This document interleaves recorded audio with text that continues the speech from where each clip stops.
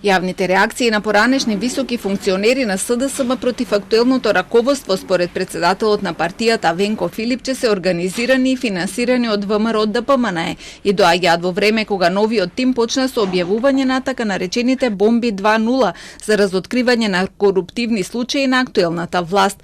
Тврди дека на платформата што ја отворија секојдневно добиваат по стотици документи и пријави од граѓани кои ќе бидат поднесени до соодветните институции и затоа е обидот да се прикаже уривање на партијата од внатре. Наши поранешни функционери, еден поранешен функционер, други двајца претходно, едниот кој што не се појавил во јавноста, не знам од кога, со години.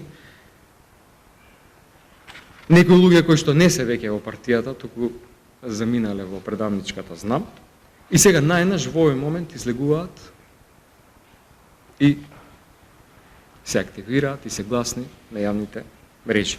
И тоа што во меѓувреме го дознавме е дека сето ова е организирано од ВМРО ДПМНЕ.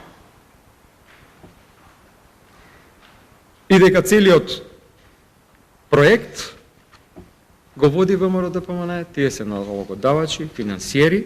Оваа тема се актуализираше откако по конституирањето на новиот извршен одбор на партијата екс-градоначалникот на Скопје Петре Шилегов преку објава на социјалните мрежи побара оставка од Филипче, а со коментари се јавија и други поранешни партиски функционери. Екс-градоначалникот на Скопски центар Саша Богдановиќ пак ги критикуваше пресконференциите на партијата велејќи дека секако да ги пишува некој задоеник со усташка НДХ идеологија, а тие му вратија дека се продал на предавничката знам.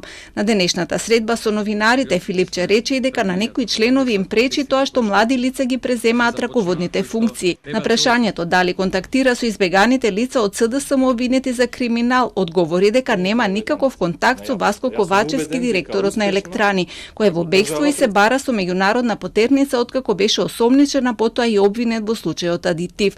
Смета дека секој за кого има некаков сомнеш треба да се врати во државата и да се соочи со институциите, вклучително и Груевски.